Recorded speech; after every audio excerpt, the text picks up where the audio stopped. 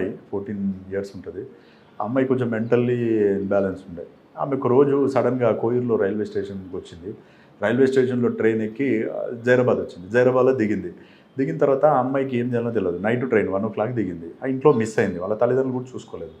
దిగిన తర్వాత ఆ అమ్మాయి రైల్వే స్టేషన్ బయట తిరుగుతూ ఉంటే ఒక ప్రైవేట్ ఎంప్లాయీ అతను ఏం చేశాడు, వాళ్ళ ఇంటికి ఏందనంటే ఇక్కడ బస్ స్టాండ్ దగ్గర క్రాస్ కంట్రీ నడుచుకుంటూ వాళ్ళ రైల్వే స్టేషన్ నుంచి పోయే టైంలో ఏం చేశాడు, ఈ అమ్మాయి బయట కూర్చుంటే ఆయన కొంచెం డ్రంకన్ కండిషన్లో ఆ అమ్మాయిని రేప్ చేయడం జరిగింది.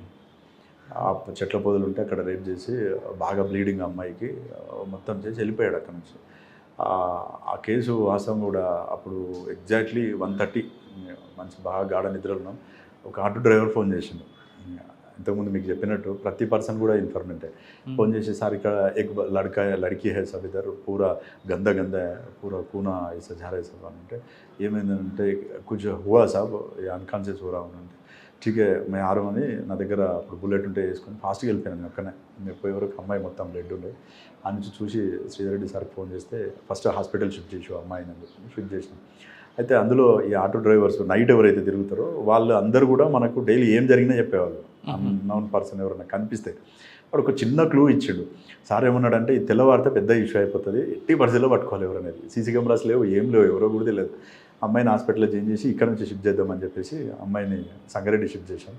ఈ ఆటో డ్రైవర్ని పిలిచి మాట్లాడినాం, మీరు ఎవరెవరిని తీసుకుపోయారు, ఎక్కడెక్కడ డ్రాప్ చేశారు. ఇందులో ఒక నౌషద్ అని ఒక ఆటో డ్రైవర్ అతను చెప్పాడు, సార్ మార్నింగ్ 4:30 ఆ టైంలో సార్ నేను మొత్తం తిరుగుతూ ఉంటే ఇంటికి పోతున్నా సార్. ఇంటికి పోతున్నప్పుడు ఒకడు తాగి సార్ దానికంటే ఈ అఫెన్స్ అయిన తర్వాత రామ్నగర్ బ్రిడ్జ్ ఉంటుంది, ఆ బ్రిడ్జ్ నుంచి అటు పోతున్నాడు సార్ వాడు. నాకు ఎందుకో తోడ డౌట్ అయ్యే సార్ ఇంకా ఊపిరాను అన్నాడు. అయితే ఇప్పుడు అక్కడ చాలా హౌసెస్ ఉన్నాయి. అప్పుడు ఓన్లీ ఒక 10 to 15 హౌసెస్ ఉండే అక్కడ.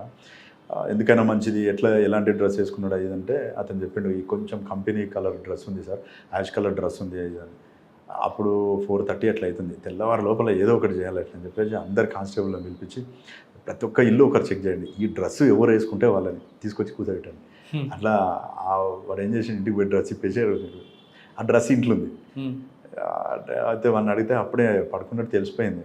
పట్టుకున్న తర్వాత వాడు ఏం చెప్పలేదు.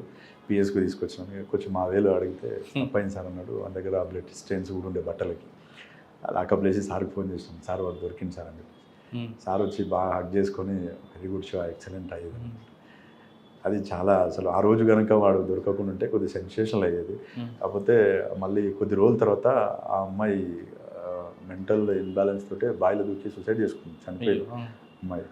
ఆ కేసు ట్రయల్ కాకముందే చనిపోయింది అమ్మాయి. వాడు తర్వాత కనపడ్డాడు. ఆ తర్వాత ఇక వాడు కంప్లీట్ జైల్లో ఉండే, ఇక్కడ నుంచి వెళ్ళిపోయాడు కర్ణాటక అతను. తర్వాత మీకు బాగా గుర్తుండిపోయిన కేసుగా ఆ తర్వాత ఇక్కడ జైరాబాద్కు సంబంధించి చేసిన కేసుల్లో ఇంపార్టెంట్ కేసు అని అంటే ముత్తూట్ ఫైనాన్స్ సంబంధించింది. అందులో అది చాలా కొంచెం అంటే ఎవరీ పోలీస్ ఆఫీసర్ కూడా అట్లాంటి ఆపరేషన్ అనేది ఒకటి చేస్తే చాలా అంటే వైడ్ ఎక్స్పీరియన్స్ వస్తుంది.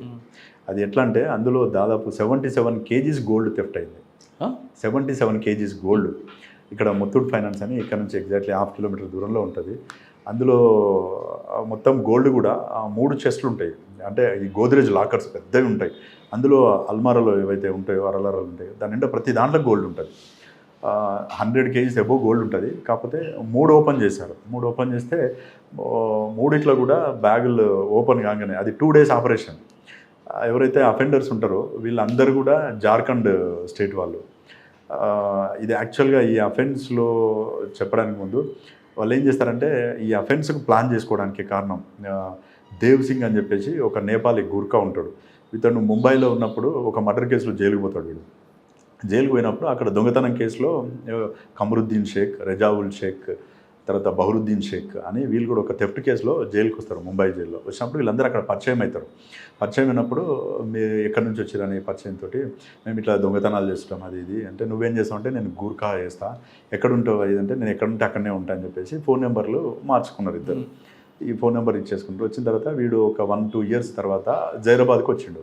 జైరాబాద్లో వచ్చి ఇక్కడ గూర్ఖా నైట్ తిరుగుతుండేవాడు. తిరుగుతున్నప్పుడు వాళ్ళు ఒకసారి కాల్ చేసారండి. కాల్ చేస్తే బహుత్ సోనార్ అయితే ఇద్దరిది ఆ పావు ఎక్బార్ అని అంటే ఒకసారి వచ్చి చెక్ చేసుకొని పోయిరు. మామూలుగా వచ్చి చూసి 1 నెల తర్వాత ముత్తూట్ ఫైనాన్స్ ప్లాన్ చేశారు. ముత్తూట్ ఫైనాన్స్ ఎందుకు ఎంచుకున్నారండి? అయితే ముత్తూట్ ఫైనాన్స్ ఎన్నుకోవడానికి కారణం ఏంటంటే ఈ నేపాలీ గూర్ఖా ఎవరైతున్నాడో ఇతను మార్నింగ్ టైము మొత్తం రెక్కి చేసిండు, ఎంతమంది కస్టమర్స్ ఉంటారు, ఎక్కడ గోల్డ్ పెడతారు, ఎక్కువ గోల్డ్ పెట్టేది అందులోనే ఎక్కువ మంది. అతను చెప్పిండు ఇక్కడ ఉంటే ఇందులో చేస్తే మనకు వర్కౌట్ అవుతుంది. అయితే ఈ ఎవరైతే జార్ఖండ్ వాళ్ళు ఉన్నారో వీళ్ళు విపరీతమైన హార్డ్ వర్క్ చేస్తారు. వెల్డింగ్ ఎలా చేస్తారంటే వెల్డింగ్ స్టార్ట్ చేస్తే కంటిన్యూ 5-6 అవర్స్ కొడతారు. వెల్డింగ్ ఓపెన్ అయిందా కొడతారు. అందులో ఒకడు రెజావుల్ షేక్ అని చెప్పేసి వాని మేస్త్రి అంటారు. వన్ పని ఇదే అన్నట్టు. అక్కడ బ్రిడ్జెస్ కట్టేటప్పుడు అతను చెప్తున్నాడు 4 days 5 days కూడా సార్ మాకు అలవాటు, కంటిన్యూ చేసేస్తాం సార్, కొద్దిసేపు పడుకుంటే చాలు మళ్ళీ కంటిన్యూ వెల్డింగ్ చేస్తాం సార్ మేము. అట్లా ఏం చేశారంటే గ్యాస్ సిలిండర్స్ టోటల్ వీళ్ళు జార్ఖండ్ నుంచి ట్రైన్లో తెచ్చుకున్నారు. తెచ్చుకొని ఫస్ట్ ఫ్రైడే నైట్ వస్తారు, వచ్చి ఈ ఎవరైతే ఈ గూర్ఖా ఉన్నాడో వాళ్ళ ఇంట్లో స్టే చేస్తారు. Second Saturday holiday. Second Saturday night back side నుంచి డోర్ ఉంటుంది, చెక్క డోరు. ఆ డోర్ బ్రేక్ చేసుకొని లోపలికి వెళ్ళిపోతారు. లోపలికి వెళ్ళిపోయి 10 o'clock ఆఫెన్ స్టార్ట్ చేస్తారు. ఆఫెన్ స్టార్ట్ చేసి మార్నింగ్ 5 o'clock వరకు ట్రై చేస్తారు, కానీ ఓపెన్ కాలే. మళ్ళీ నెక్స్ట్ డే వస్తారు, సేమ్ 10 o'clock వచ్చేసి మళ్ళీ స్టార్ట్ చేస్తారు. గ్యాస్ సిలిండర్స్ సఫిషియెంట్ ఉన్నాయి వాళ్ళ దగ్గర. కంటిన్యూ కొడుతుంటే మార్నింగ్ 3:30-4 మధ్యలో ఓపెన్ అయిపోయినాయి. ఓపెన్ అయితేనే 5 bags మొత్తం ఒక్కొక్కటి 15 kgs వరకు కొట్టే బ్యాగ్స్ అన్ని ప్యాకెట్స్ నింపుకొని వెళ్ళిపోతున్న అందరూ బయటకు వచ్చారు. బస్ స్టాండ్ దగ్గరికి వచ్చేసి బస్ స్టాండ్లో బస్ ఎక్కి ఇక్కడ నుంచి ఎంజీబీఎస్కి పోతారు. ఎంజీబీఎస్కి పోయి అక్కడ బస్సు దిగిపోతున్నప్పుడు మొత్తం 5 బ్యాగులు నింపుకొని పోతుంటారు. లాస్ట్కి వచ్చేవాడు అశోక్ శర్మ అని ఒక అఫెండర్. అందులో అతను కొంచెం వెనకబడ్డప్పుడు వెనకాల నుంచి అక్కడ పోలీస్ అవుట్ పోస్ట్ ఉంటుంది కదా, డౌట్ వచ్చేసి ఆగు అంటుంటే ఒక బ్యాగ్ వదిలిపెట్టి పారిపోతాడు. ఆ పారిపోయే క్రమంలో ఈయన పర్సు పడిపోతుంది. ఆ పర్సులో ఒకటి ఉద్వా బ్రాంచ్కి సంబంధించింది, సాహెబ్గంజ్ డిస్టిక్ ఉద్వా బ్రాంచ్ అని ఒకటి ఉంటుంది. ఆ ఉద్వా బ్రాంచ్లో వీని అకౌంట్లో ఒక 5,000 రూపీస్ అమౌంట్ వేసినట్టు ఒక స్లిప్ దొరికింది. ఆ స్లిప్ దొరుకుతానే ఆ స్లిప్పు అది ఏదైతే ఉందో అక్కడ కన్సర్న్ పోలీసులు చూస్తే ఆ చిట్టీల పైన ఏవైతే స్లిప్స్ ఉంటాయి కదా, జైరాబాద్ ముత్తూట్ అని వచ్చింది. అఫ్జల్గంజ్ ఇక్కడ అఫెన్స్ అయింది, అక్కడ అది అయింది. యాక్చువల్గా అప్పుడు నాకు మ్యారేజ్, నేను సెలవులో ఉండే, నరేందర్ సార్ ఉండే. దాన్ని మొత్తం సీన్ ప్రొటెక్ట్ చేసి డిఎస్పీ గారిని పిలిపించి ఇదంతా చేసిన తర్వాత అక్కడికి పోయి అఫ్జల్గంజ్ పోలీసుని అడిగితే మేము ఇట్లా డైరెక్ట్ చేయడానికి లేదు, 102లో కోడ్ డిపాజిట్ చేస్తాం తీసుకున్నానంటే ఓకే అని చెప్పేసి వాళ్ళు వేసారు. అశోక్ శర్మ ఒకటి దొరికిండు, వాడిని ఇంటరాక్షన్ అఫ్జల్గంజ్లోనే దొరికింది. అఫ్జల్గంజ్ పోలీసు పట్టుకున్నాడు. వాడు అసలు నోరే విప్పాడు, నాకేం తెలియదు అంటాడు, మాట్లాడాడు, ఏం చెప్పలే. సరే అని చెప్పేసి అట్లే పెట్టేసిరు, ఆ ప్రాపర్ డిపాజిట్ చేసారు. ఆ తర్వాత భీమ్రెడ్డి సార్ ఉండే అప్పుడు, ఇప్పుడు ఏసీపీ భీమ్రెడ్డి సార్ సిసిఎస్లో ఇన్స్పెక్టర్ ఉండే, ఇప్పుడు సార్ ఏసీపీ పటంచెరు ఏసీపీ కూడా వేశారు. ఫస్ట్ ఆ కేసులో Narender sir and Bhim Reddy sir ఇద్దరు కూడా ఇక్కడ నుంచి జార్ఖండ్ వెళ్ళి ఆ ఏరియా మొత్తం చూసుకున్నారు. కానీ అఫెండర్ లిఫ్ట్ చేయడం చాలా కష్టము అని చెప్పేసి వచ్చి అప్పుడు షిముషి బాజ్పేయి మేడం ఐపీఎస్ ఎస్పీ గారు ఉండే, మేడం చెప్తే సరే అని చెప్పేసి ఊరుకున్న తర్వాత అప్పుడే ఎలక్షన్స్ వచ్చినాయి, మళ్ళీ 2014 ఎలక్షన్స్. ఆ ఎలక్షన్లో బిజీ అయిపోయినాం. ఆ అఫెన్స్ మాత్రం అట్లే ఉంది. ముత్తూట్ వాళ్ళు బాగా ప్రెజర్ పెడతారు, ఎట్లానే కేసు డిటెక్ట్ చేయాలని. 6 months అయిపోయింది.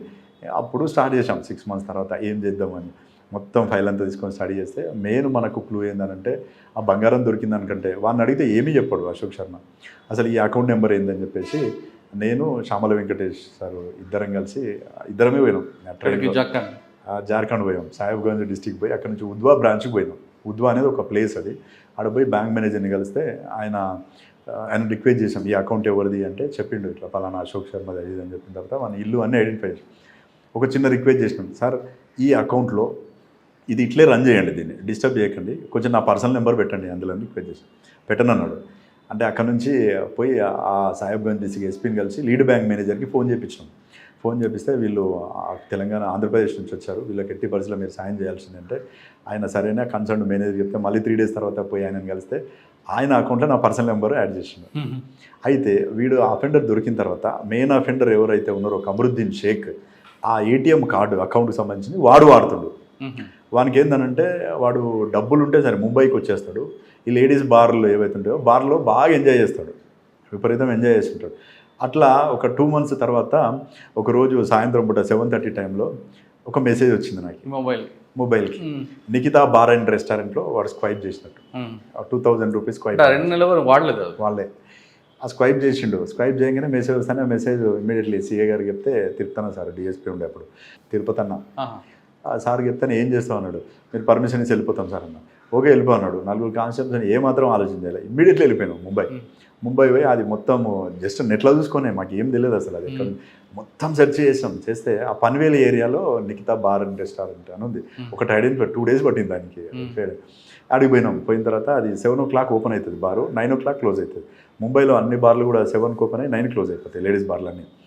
అయితే వాడపోతే ఒక సంగమేష్ అని ఒక మేనేజర్ని పట్టుకొని వానికి కొన్ని డబ్బులు ఇచ్చినాం. ఒక 5,000 రూపీస్ ఇచ్చేసి అప్పటికి ఈ పలానా నెంబరు పర్సన్ ఇట్లా ఈ పేరు మీద వస్తాయని చెప్పేసి అన్న ఫేస్బుక్ ఉండే మనకి.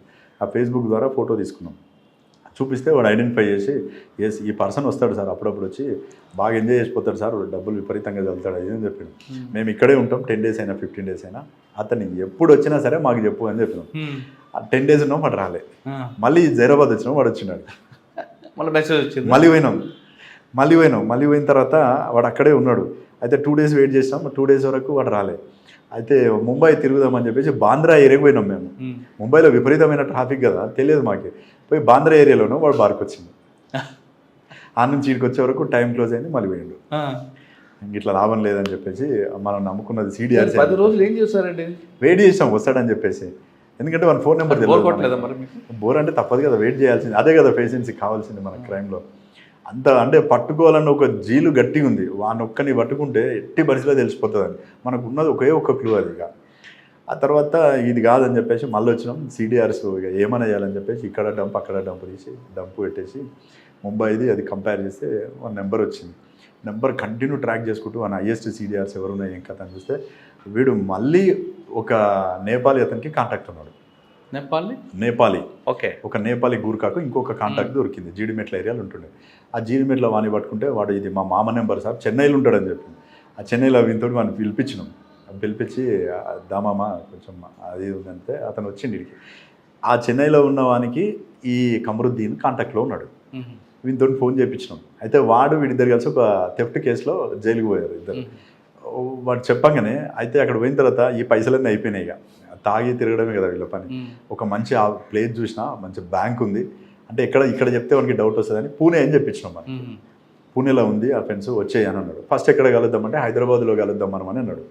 ఫ్లైట్లో తిరుగుతారు వీళ్ళు అందరూ, అఫెండర్స్ అందరు కూడా. మంచి టక్ వేసుకొని ఫ్లైట్లో టికెట్ బుక్ చేసుకున్నాడు. అయితే నేను ఎయిర్పోర్ట్లో పనిచేసిన కాబట్టి ఇమిగ్రేషన్ కొంచెం ఇది ఉండే. మన ఆధార్ కార్డు మన దగ్గర ఉంది. ఆధార్ కార్డు డీటెయిల్స్ చెప్తే వాళ్ళు చెప్పేశారు నేను పలానా కింగ్ఫిషర్ ఉండే, కింగ్ఫిషర్లో ఫ్లైట్ బుక్ అయింది, connecting flight Bengaluru to Hyderabad. Night వాడు అక్కడికి 12 o'clock అక్కడ దిగుతాడు. మళ్ళీ కనెక్టింగ్ ఫ్లైట్లో మార్నింగ్ 3:45 హైదరాబాద్లో దిగుతాడు. డిఎస్పీ గారు, సిఐ, నేను ఒక 10 మంది విన్నాం. మనకి పోయి నన్ను లోపలికి పోమన్నాడు. నాకు అక్కడ కొద్దిగా ఆ లోపల పరిచయాలు ఉండేసి ఇమిగ్రేషన్ బ్లేజర్ వేసుకొని లోపలికి వెళ్ళిపోయినాం. ఆ లాడర్ దగ్గరికి పోయి నిలబడ్డా. మంచి రేబాన్ గ్లాసులు పెట్టుకొని, బ్లూ కలర్ షర్ట్ వేసుకొని, ప్యాంట్ వేసుకొని, టక్ వేసుకొని, ట్రావెల్ బ్యాగ్ పట్టుకొని వస్తుంది సల్మాన్ ఖాన్ లెక్క. పోయి వెనకాల నుంచి పట్టుకోగానే వానికి షాక్ ఇస్తే ఎట్లయితే జలకి ఒక్కసారి పరిశాన్ అయిపోయింది. పట్టుకున్నాను వానే ఫస్ట్ డైరెక్ట్ అతన్ని పట్టుకున్నాను. డైరెక్ట్ రన్వే మీద పట్టుకొని చలో అంటే మేరకు క్యూ పగడేది కాముషా అని చెప్పేసి దగ్గర పిస్టల్ ఉంటే చూపించేసి తీసుకొచ్చి ఇంట్రాగేషన్ చేసిన తర్వాత చెప్పేసిండు, మొత్తం చెప్పేసిండు. సార్ అఫెండ్ చేసినాం, బౌద్ధ సోనా నిలే హమారేకు ఓ పూరా జానకి టైం పే ఐసా एक బ్యాగ్ ఇద్దరు అవరే కలకత్తాలో ఒక బ్యాగ్ వదిలేసారు. అది కూడా అయితే వాళ్ళు ఏం చేశారంటే మనం ట్రైన్ కూడా ట్రాక్ చేసాం. వీళ్ళు వెళ్ళిపోతున్నప్పుడు ఏ ట్రైన్ ఎక్కిరని చెప్పేసి అక్కడ కలకత్తా పోలీస్కి చెప్తే ఆ ట్రైన్ కంటే ముందు, కలకత్తా కంటే ముందే డ్రాప్ అయ్యారు వీళ్ళు. డ్రాప్ అయినప్పుడు అన్ని రైల్వే స్టేషన్ అలర్ట్ చేసాం కదా, వాళ్ళు ఏం చేశారంటే ఎక్కడెక్కడైతే ముందు డ్రాప్ అవుతారో ఆ రైల్వే పోలీస్ బాగా యాక్టివ్ ఉన్నారు. చూసి వీళ్ళు పోలీసులు చూసి దిగే బ్యాగులను కూడా చెప్పేసాం మనం, పెద్ద బ్యాగ్స్ ఉండొచ్చు వాళ్ళ దగ్గర అని. ఆ బ్యాగ్లో ఎమ్మటి పడితే ఒక బ్యాగ్ వదిలేసి పారిపోయారు. ఇంకా 3 బ్యాగులు అక్కడ మిగిలినాయి. అచ్చా అని చెప్పేసి మళ్ళీ తర్వాత పోయి అక్కడ వాళ్ళు కూడా డిపాజిట్ చేశారు. అది బ్యాంక్ నుంచి రికవర్ చేసుకున్నాం. ఆ తర్వాత ఇక్కడ ప్లాన్ చేసాం. ఇక పూణే ఆల్రెడీ అఫెన్స్ ప్లాన్ చేసాం కదా, కమరుద్దీన్ తోటి వాళ్ళందరికీ ఫోన్ చేపించి రెజావుల్ షేక్ గానికి, బదరుద్దీన్ షేక్కి వీళ్ళందరికీ ఫోన్ చేపిస్తే వాళ్ళందరూ కూడా ఓకే మేము వస్తాం అక్కడికి అని చెప్పేసి చెప్పారు. కానీ రావట్లేదు, అంత ఈజీగా ఎవరు నమ్మట్లేదు. ఇట్లా కాదని చెప్పేసి చామల వెంకటేష్ సారు, నేను, మన శ్రీనివాస్ నాయుడు సారు, వీళ్ళు బాగా యాక్టివ్ సార్. వాళ్ళు విపరీతం ఎంకరేజ్ చేసేవాళ్ళు. అసలు క్రైమ్ చేస్తున్నానంటే పోయినాం. అప్పుడు పోయేసి అక్కడే స్టే చేశాను. ఇక జార్ఖండ్ పోయినాం. జార్ఖండ్ పోయి అక్కడ ఇక్కడ నుంచి ఇక్కడ కొంతమంది అరటి దుకాణంలో వీళ్ళు మార్కెట్ వాళ్ళు ఉంటారు కదా, వీళ్ళు ఇక్కడ నుంచి అక్కడికి పప్పులు సప్లై చేస్తారు. అక్కడ ఒక మార్కెట్ అతన్ని పట్టుకున్నాం. ఆయనకి రాజ్మహల్ అని ఒక ఏరియా ఉంటుంది. ఆ రాజ్మహల్ ఏరియాలో వీళ్ళవి అక్కడ పల్లెల్ని టోలాస్ అంటారు. మనం ఇక్కడ పల్లె అంటాం కదా, పలానా మామిడి పల్లె అని, ఈ పల్లి ఆ పల్లి అంటాం కదా, అక్కడ టోలాస్ అంటారు. టఫ్ టోలా అని విలేజ్లు ఉంటాయి. ఈ టఫ్ టోలలో 3 అఫెండర్స్ ఉంటారు. ఆ ఇండ్లన్నీ చూసుకున్నాం. పైగా చూసుకున్న తర్వాత వచ్చి ఆ పప్పు మిల్లులో ఉండాలి నైట్. అక్కడ స్టే చేసినాం 15 days అట్లా స్టే చేసినాం. అలా ఏరియా అన్నీ గుడిసెలు మొత్తం చాలా ట్రై చేసినాం. ఆ గంగా నదిలో ఒక నైట్ పోయి ఆ రాజ్మహల్ ఏరియాలో అంబుష్ వేసుకుని ఉన్నాం. అక్కడ ఒక దగ్గర జల్సా అవుతుంది, ఆ జల్సా ఏరియాలో వస్తారని చెప్పేసి మనకు ఈ అఫెన్స్ మొత్తంలో కూడా మాకు లక్ ఏందనంటే అక్కడ విజయలక్ష్మి మేడం అని మన ఏపీ మేడం, ఐపీఎస్ మేడం ఉండే అక్కడ ఇక్కడ జార్ఖండ్లో. మేడం అప్పుడు ఎస్బీలో ఉండే. మేడం పోయి కలిసినాం. ఈ త్రూ నరేందర్ సార్ ఫస్ట్ పోయి కలిస్తే సార్ చెప్పిండు మీరు శివ పోయి కలవండి మేడం అంటే కలిస్తే అక్కడ ఒక మెయిన్ ఆలం కాచోర్ వాని పేరు, వాడు మోస్ట్ అఫెండర్, వాడు ఆ ఏరియా అన్నట్టు. వాడు మొత్తం పట్టిస్తా కానీ డబ్బులు బాగా అడిగిండు. ఒక ఆ అఫెన్స్లో అసలు యాక్చువల్గా మెయిన్ అఫెండర్ని లిఫ్ట్ చేసేట రోజు వాడు నాకు అపాచీ బైక్ కావాలంటాడు. అపాచీ బైక్ ఇప్పిస్తే పట్టిస్తా, లేకపోతే పట్టియని అంటాడు. శ్యామల వెంకటేష్ సార్, నేను శ్రీనివాస నాయుడు సార్ ముగ్గురం ఉన్నాం. ఏటీఎంకి పోతే 40,000 వస్తాయి లిమిట్. అకౌంట్లో పైసలు లేని, అకౌంట్లో సాలిడ్ డబ్బులు మస్తున్నాయి, 1 lakh 1.5 lakh. పోయి తీస్తే 40,000 వస్తుంది. వాడు అయితే యాక్చువల్గా ఏంటంటే ఇందులో మెయిన్ రిసీవరు రజాక్ ముఖ్య. వాడు పోలీస్ తిరుగుతారని మనకు కొంచెం తెలిసిపోయి బంగ్లాదేశ్ వెళ్ళిపోయాడు. ఆడ బార్డర్ మాల్దా డిస్టిక్ ఉంటుంది. ఆ డిస్టిక్ నుంచి 11 kilometers పోతే బంగ్లాదేశ్లో పడిపోతారు. ఆ మేకలు బర్రెలు కాసుకుంటాను పోయి అందులో పడిపోయిండు. వాడు వస్తలేడిగా. ఒకరోజు వీడంతా ప్లాన్ చేసిండు, ఏదో వేసి మొత్తానికి పిలిపించిండు మాల్దాకి. మాల్దా దగ్గర కాలియా చౌక్ అని ఉంటుంది. అక్కడ చాలా ఫేమస్ కౌంటర్ ఫేక్ కరెన్సీ. ప్రతి అఫెండర్ దగ్గర వెపన్ ఉంటుంది అక్కడ. పని పిలిపించిండు చూపిస్తా అంటాడు. బైక్ ఇప్పిస్తేనే చూపిస్తా అంటాడు. ఏటీఎం కార్డు పెట్టుకో, ఇందులో 1.5 lakh ఉంది, నువ్వు తీసుకుంటే నల్లేను మెరగ ఏటీఎం కార్డు నాకు గాడి ఓనా అంటాడు. వాడిని రిక్వెస్ట్ చేసి ఆ 40,000 ఇచ్చేసి అప్పుడు ఇంకా డ్రా చేసేటట్లేదు, డబ్బులు వస్తలేవు, మళ్ళీ రేపటి వరకు ఆగాలి అని బాగా రిక్వెస్ట్ చేసిన తర్వాత వాడు సరే అని చెప్పి ఒప్పుకున్నాడు. అవన్నీ ఒక చౌరస్తా దగ్గరికి బజ్జీలో బండి ఉంటుంది కదా, మిర్చి బండి దగ్గరికి తీసుకొస్తే వాడు నిలబడ్డాడు. వాడిని లిఫ్ట్ చేసుకున్నాం. వాడిని తీసుకొని వచ్చేసిన తర్వాత వాడు మొత్తం బంగారం కరగబెట్టేసినాం సార్, కరగబెట్టేసి అమ్మేసినాం. నాకు కొంత టైం ఇస్తే రికవరీ చేయగలుగుతాను. ముత్తూట్ వాళ్ళని పిలిపించేసి వాళ్ళతోటి మాట్లాడిన తర్వాత మొత్తం ఒక గోనె సంచి ఉంటుంది కదా, గోనె సంచి నిండా పైసలు తీసుకొని వచ్చి ఇన్ని డబ్బులు వస్తాయి సార్ అంటే, ఇది కాదు మాకు కావాల్సింది బంగారం, నువ్వు ఎక్కడ పెట్టు అంటే ఈ డబ్బులు పెట్టి నేను తీసుకురాగలుగుతా అంటే ఫస్ట్ డబ్బులతో మేనేజ్ చేద్దాం అనుకుంటే ఎవరిని, ముత్తూట్ వాళ్ళని. వాళ్ళు లేదు పోయినా గోల్డే కావాలి ఇంటాక్ట్ ప్రాపర్టీ అంటే, వాళ్ళు మళ్ళీ పోయి ఎక్కడైతే అమ్మిరో ఆ సోనార్ అంటారు వాళ్ళని, ఈ సాంగ్లీ డిస్టిక్ వాళ్ళు అక్కడ బంగారం కరగబెడతారు. వాళ్ళకి పోయి ఇచ్చిన డబ్బులు ఏదైతే రిటర్న్ ఇచ్చేసి మళ్ళీ ఆ గోల్డ్ అంతా కూడా రికవరీ ఇచ్చారు. టోటల్ ఆ కేసులో ఏంటంటే ఎయిర్ అంటే ఫ్లైట్లో ఒక అతన్ని లిఫ్ట్ చేయడం జరిగింది, గంగానదిలో చేజింగ్ జరిగింది, నాగ్పూర్ నుంచి పూణే వరకు. మిగతా అఫెండర్స్ వచ్చేటప్పుడు మా తుఫాన్ వెహికల్ తీసుకున్నాం. ఆ తుఫాన్ వెహికల్ తీసుకొని ఆ అఫెండర్ ఒక వెహికల్ ఏమో తుఫాన్ వెహికల్ ట్రాక్తో పాటు వచ్చేస్తుంటుంది. ఎక్కడెక్కడైతే రూట్ ఉందో ఆ రూట్ పట్టుకొని ఒక 10 మంది ట్రైన్లో ఎక్కినాం నాగ్పూర్లో దీపావళి ముందు రోజు. ఆ అఫెండర్స్ని ఐడెంటిఫై చేయాలి, ఏ బోగిలో ఉన్నారని చెప్పేసి. దీనికి మొత్తం మాస్క్ వేసేసి కమరుద్దీన్ గారికి అఫెన్స్ కోసం వచ్చిన ఒక బోగిలో ఉన్నారు 15 మంది విత్ సిలిండర్స్ తీసుకొని వచ్చారు మొత్తం 4 బ్యాగుల్లో. ఐడెంటిఫై చేసిన తర్వాత వీళ్ళందరూ ఇందులో ఉన్నారని, ఆ భోగి మొత్తం మనకు కావాలి, ఏం చేద్దామని చెప్పి ఆ టీసీని పిలిచేసి ఆయనకు 5,000 ఇచ్చేస్తే భోగి ఏమైనా చేసుకో అన్నాడు. ప్యాసింజర్ ఉండగానే వాళ్ళందరినీ కాల్ చేపించి వేరే భోగిలకు పంపించేసి, ఎవరైతే ఒక నా మొత్తం 1 సెటప్ ఉంటుంది కదా, ఆ సెటప్లో ఉన్న వాళ్ళందరినీ క్లోజ్ చేసినాం. అందరినీ కూర్చోబెట్టి చేతులన్నీ కట్టేసి లిఫ్ట్ చేసి తీసుకొని వచ్చిన తర్వాత రికవరీ అందులో 36 kgs వరకు రికవరీ అయింది అప్పుడు గోల్డ్. కాకపోతే అందులో గ్రేట్ అచీవ్మెంట్ ఏంటంటే టీం వర్క్ ఎక్సలెంట్. అసలు ఒక 25 days వరకు నేను, శ్రీనివాస నాయుడు సారు, శ్యామల వెంకటేష్ సారు, తర్వాత తిరుపతన్న సారు, డిఎస్పీ అక్కడే ఉన్నాం. మొత్తం మాల్దాలో ఉన్నాం, కాలేజ్ చౌక్లో ఉన్నాం, రాజ్మహల్లో ఉన్నాం. రోజు బోట్ వేసుకొని తిరిగేది. గంగానది చాలా స్పీడ్ ఉంటుంది కదా. మాల్దా నుంచి సాహిబ్గంజ్ డిస్టిక్ 50 kilometers. అటు పోతే మనం బై రోడ్ పోతే 100 kilometers అవుతుంది. కాబట్టి ఇటు పోయేది తొందరగా పోవడం కోసం. ఆ విధంగా ఇన్ఫర్మేషన్ కలెక్ట్ చేసి కాకి మూవీ చూస్తే ఈ ఆపరేషన్, కాకి మూవీ చాలా చిన్నది, ఇది చాలా పెద్ద ఆపరేషన్ అనిపించింది. సార్ దీంట్లో చాలా ఖర్చు అయింది కదా, ఖర్చును ఎవరు భరించారు? యాక్చువల్గా మొత్తం అప్పుడు వాడిన దానికి ఫస్ట్ నేను పెట్టుకున్నాను టోటల్ అమౌంట్ దాదాపు 3.5 lakhs. తర్వాత వాళ్ళు ఇచ్చిర్రు ఆ అమౌంట్ ఏదైతే ఉందో ఎస్పీ గారు పిలిపించి టోటల్ అమౌంట్ ఇంత ఖర్చు అయింది అంటే ఆయన పిలిపించి లిటరల్గా అయింది, జెన్యున్గా చెప్పడం జరిగింది. మొత్తం అమౌంట్ వాళ్ళు ఇచ్చిర్రు, ఖర్చు అయింది. కానీ పోయింది 77 kgs వచ్చింది 36 kgs. అయితే 36 కేజీస్ రికవర్ కావడానికి కారణం ఏంటంటే ఇందులో నేపాలీ గ్యాంగ్ 50% జార్ఖండ్ గ్యాంగ్. ఈ నేపాల్ గ్యాంగ్ ఎవరైతే ఉందో దేవ్ సింగ్ వాళ్ళ తమ్మునికి ఇచ్చి మొత్తం ప్రాపర్టీ ఇచ్చి పంపించేసిండు. వాడు పోయి నేపాల్లో పడిండు. వీళ్ళ దగ్గర ఏదైతే ప్రాపర్టీ ఉందో అది మొత్తం రికవర్ చేసాం. ఆ నేపాల్ ఇప్పటికి కూడా దొరకలేవాడు, ఆ ప్రాపర్టీ తీసుకొని పారిపోయింది. అందులో ఇంకొకటి కూడా ఏంటంటే ఈ గోద్రేజ్ లాకర్ ఎక్కడ ఓపెన్ కాదని చెప్పారు వాళ్ళు, అది ఇన్సూరెన్స్ ఉందని చెప్పి దాని మీద కూడా ఇన్సూరెన్స్ కేసు. ఆ తర్వాత వాడు ఫోన్ ఎప్పుడు ఆన్ కాలేదు, వాడు ఇండియాకి రాలేదు, కంప్లీట్ నేపాల్లోనే ఉండిపోయిండు. ఆ తర్వాత కూడా ట్రై చేసినాం ఎప్పుడన్నా వస్తాడేమో అని చెప్పేసి నేపాల్ వాళ్ళని పెట్టిన, కానీ వాడు ఇండియాకి రాలేదు, దొరకలేదు. ఆ తర్వాత ట్రాన్స్ఫర్ అయింది.